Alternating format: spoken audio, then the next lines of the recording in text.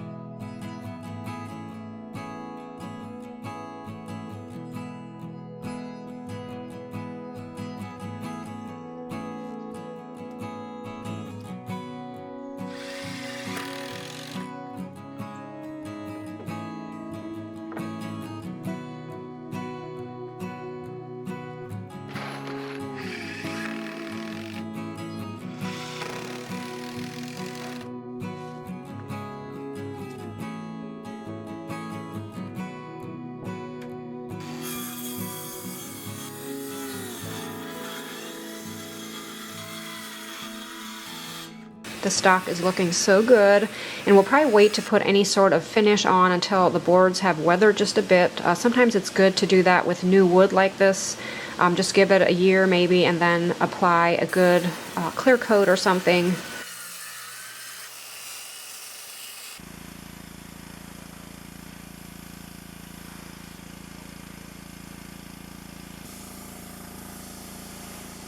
So from the pavilion here, to the right of the pond is an area that you can't even walk through, and Kenny is planning to clean that up and make so that you can actually, fish along the side and just clean it up. The boys really like fishing down here. Sometimes they'll bring their friends over, and they thought it would be really neat to be able to, fish from back there.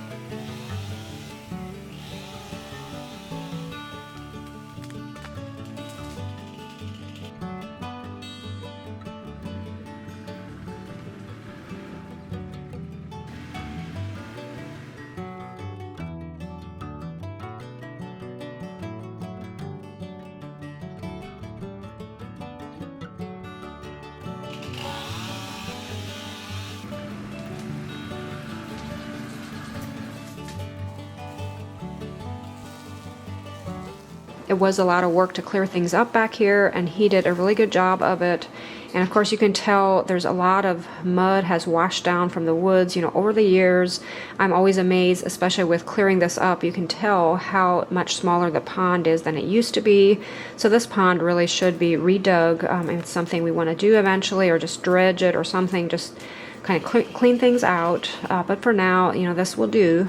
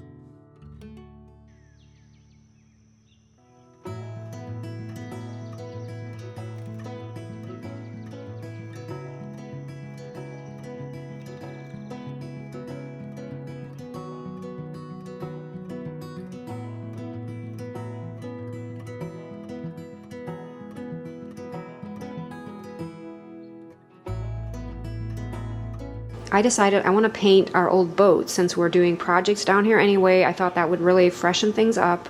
So here we're bringing it up to the shop so that I can work on it up here.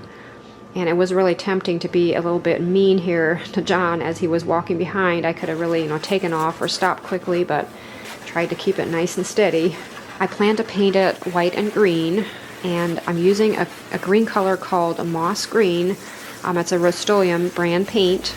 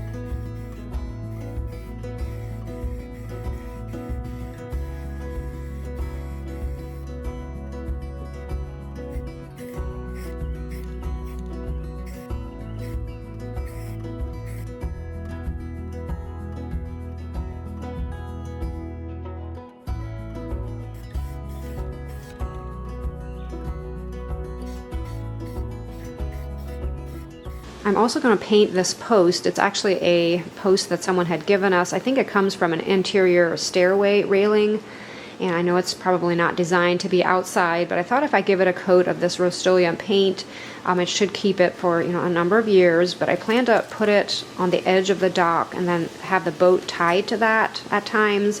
I mean, I'm sure most of the year the boat will be out of the pond, you know, upside down, but I thought it would be a cute little accent down there. Of course, I decided to create a decal and name the boat, and we came up with Water Lily. We thought that would be really fitting.